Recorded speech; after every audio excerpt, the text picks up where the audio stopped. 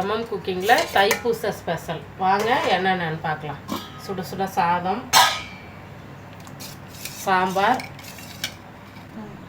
வாழைக்காய் வறுவல், பட்டாணி உருளைக்கிழங்கு மசாலா, பீட்ரூட் பொரியல், பால் பாயாசம், அப்பளம், மசால் வடை. பூசை சமையல். சாதம் ரெடி ஆகிட்டுருக்கு. இப்போது சாம்பார் எல்லாத்துலேயும் ஒரு காய் போட்டு சாம்பார் ரெடி ஆகிட்டுருக்கு. அடுத்தடுத்த காய்கறிகளை செய்யறத நம்ம பார்த்துக்கலாம்.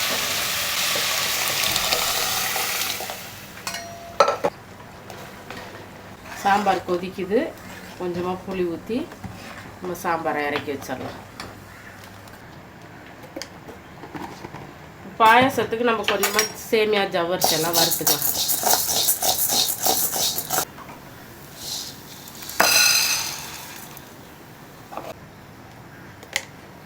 சேமியாவையும் நம்ம ஒரு வறுத்து எடுத்து வச்சிடலாம். இதெல்லாம் நம்ம முந்திரி திராட்சை வறுத்து போட்டு பால் ஊற்றிட்டு இறக்கிடலாம்.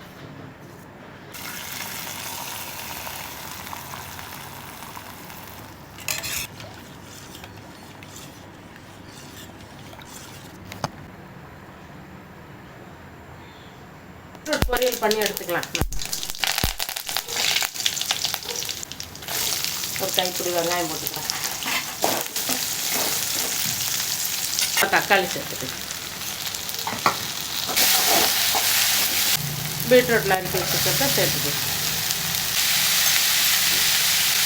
கொஞ்சமாக வெறும் மிளகாத்தூள் சேர்த்துக்கலாம். கொஞ்சமாக மஞ்சள் தூள். இதில் கொஞ்சமாக தேங்காய் போட்டு இறக்கிடலாம். நம்ம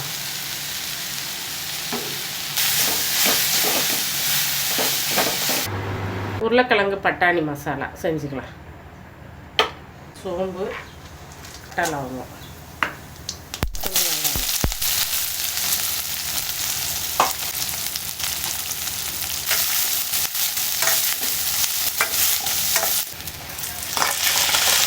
கொஞ்சமாக தக்காளி சேர்த்துக்கலாம்.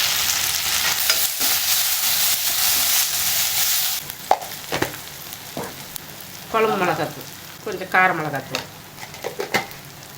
உப்பு, ஒரு அரை ஸ்பூன் இஞ்சி பூண்டு.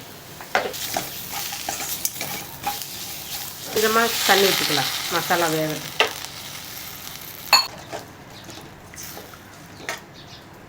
உருளைக்கிழங்கு அது கூட சேர்த்துக்கலாம்.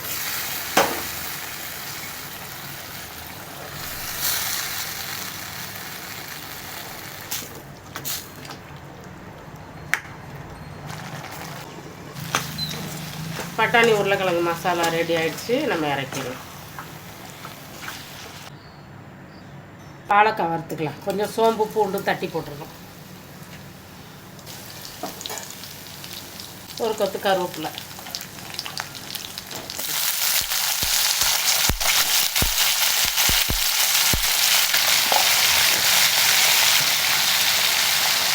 எண்ணெயில் வதங்கும்.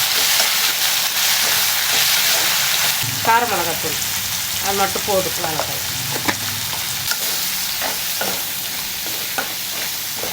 வாழைக்காய் வறுவலும் ரெடி ஆகிடுச்சு. இதுவே வேறு பாத்திரத்தில் மாட்டிக்கலாம். நம்ம இன்றைக்கி மசால் வடை தான் செய்கிறோம். பருப்பு அரைச்சிக்கலாம். நம்ம காஞ்ச மிளகாய் சேர்த்துக்கலாம். கொஞ்சமாக சோம்பு, கொஞ்சோண்டு சீரகம், கொஞ்சம் உப்பு. பருப்பு அரைச்சிட்டு வந்துடலாம். இப்போ கொஞ்சம் குறப்பாக அரைச்சிக்கலாம். ஒரு 4 பூண்டு பல்லு தட்டி சேர்த்துக்கலாம். வடைக்கு தேவையான அந்த மாவுக்கு தேவையான வெங்காயம், கொஞ்சம் கடலைப்பருப்பு, ஊற வச்ச கடலைப்பருப்பு,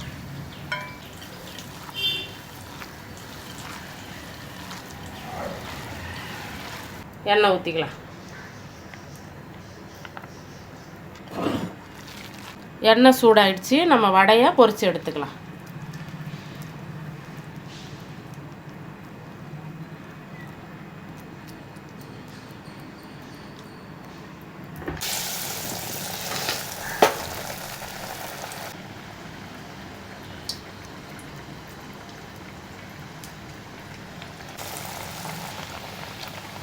மசால் வடை பொரிஞ்சிடுச்சு. நம்ம அதை எடுத்து வச்சுக்கலாம். நீங்களும் உங்கள் வீட்டில் தைப்பூச ஸ்பெஷல் என்னென்ன செஞ்சீங்கன்னு கமெண்டில் சொல்லுங்கள். நன்றி.